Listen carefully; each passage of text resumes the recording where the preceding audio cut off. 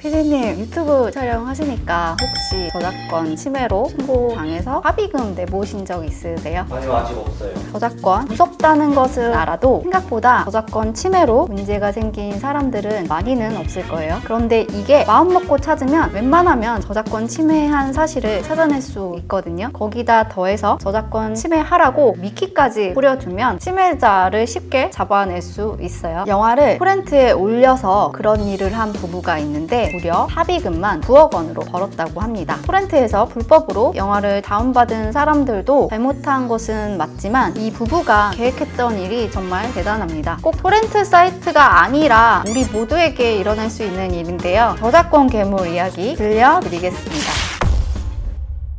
이 부부도 나름의 사연이 있기는 했습니다. 남편이 웹소설 작가인데 이 웹소설이 인터넷에서 유포가 된 적이 있어요. 웹소설도 결제를 하고 봐야 되는데 사람들이 무료로 다운받아서 보는 거예요. 창작자 입장에서는 정말 힘 빠지는 일이겠죠. 그래서 무료로 올린 사람들한테 저작권 침해 고소를 했는데 합의금을 받았습니다. 저작권자로서 보상을 받은 거죠. 이걸 계기로 와이프가 아이디어가 떠올라요. 흥행이 저조한, 흔히 망한 영화죠. 망한 영화들의 영화사를 찾아가서 우리가 너네 영화 저작권 침해하는 사람들 찾아서 합의금 받아주겠다, 나누자라고 한 거죠. 일부러 미끼를 던지고 그 미끼를 문 사람들한테 합의금을 왕창 받아낼 계획을 세웁니다. 보통 이런 거는 법률사무소에서 많이 제안을 합니다. 특히 이제 폰트 회사나 명품 회사에 연락을 해서 너네 상표 저작권 관리해줄 테니까 지식재산권 침해한 사람들한테 합의금을 받아서 합의금에서 일정 부분을 달라. 법률사무소는 합법적으로 가능합니다. 변호사 자격이 있으니까. 그런데 이것을 일반인이나 변호사가 아닌 사람은 할 수가 없어요. 변호사법 위반이에요. 이 부부의 제안에 영화사에서는 손해볼 게 없죠. 오케이를 합니다. 부부는 영화사랑 합의도 되었겠다. 망한 영화들을 토렌트에 무료로 올려서 저작권 침해를 유도합니다.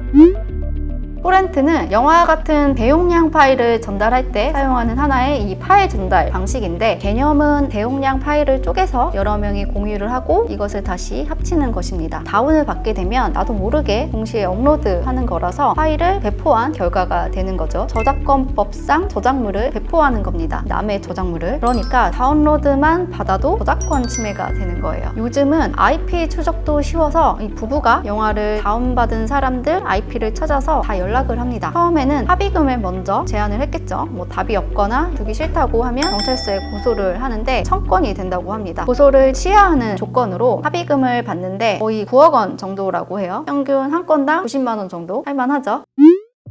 고소는 당사자 아니면 당사자의 대리인, 변호사 많이 할 수 있는데 부부 중에 와이프가 고소를 담당했는데 변호사가 아니잖아요. 대리인으로서 고소를 못하니까 영화사의 직원으로서 들어가서 저작권자인 영화사 직원으로 고소를 하게 됩니다. 경찰에 고소를 하면 경찰에서 사건을 검찰에 넘겨야 하는지 결정을 하고 송치라고 하는데 송치가 되면 검찰에서는 이 사건을 재판을 받아야 할지 말아야 할지 결정을 하는데 기소라고 합니다. 하나의 검찰청은 여러 경찰서를 관할합니다. 예를 들어서 서울 서부 지방검찰청은 5개의 경찰서, 마포, 용산, 서대문, 은평, 서부의 경찰서에서 송치된 사건들을 다룹니다. 검찰청에서 각 경찰서에서 송치된 사건들을 보던 와중에 경찰서로부터 올라온 각기 다른 사건들이 한 사람한테 엮이는 거예요. 이 한 사람이 이 경찰서에서 송치된 저작권 침해 사건에서 이 영화사 직원으로 나와 있고 또 다른 경찰서에서 송치된 저작권 침해 사건에서는 비영화사 직원으로 되어 있는 거예요. 그리고 또 다른 경찰서에서 송치된 저작권 침해 사건에서는 C영화사 직원으로 나와 있고 이상하죠? 한 사람이 여러 영화사의 직원으로 되어 있는 거예요. 일반적이지 않죠? 여기서 이상한 점을 발견하고 이 사건을 더 살펴보기 시작합니다. 그랬더니 알고 보니까 이 부부가 영화사들한테 저작권 침해 합의금 계약을 한 것이 들통이 난 거죠. 아주 조직적으로 했습니다. 토렌트에 영화를 올리고 모니터링하면서 다운로드 증거들을 수집하고 IP 주소를 찾아내는 업무, 고소장 작성해서 경찰서에 고소하는 업무, 합의하고 합의금 정산하는 업무, 체계적으로 업무 분담을 해서 움직이는 거예요. 부부 둘이서 하기에 일이 넘치니까 이제 직원들도 고용을 했어요. 저작권을 악용하고 결과적으로 변호사 유사업을 한 거죠. 그래서 저작권 위반 및 변호사법 위반으로 기소가 돼서 재판 중에 있습니다. 이 부부가 더 대단한 게 합의금은 영화사랑 나누기로 했잖아요. 아마 이제 5대5 정도 아닐까 합니다. 아깝잖아요. 일은 내가 다 했는데. 그래서 직접 영화를 만듭니다. 사업 확장을 하는 하는 거죠. 저예산 성인 영화를 만들어서 쌓아놓은 저작권 악용 노하우를 다시 한번 이제 돌립니다. 영화사까지 끼지 않고 부부 둘이 다 먹기 위해서.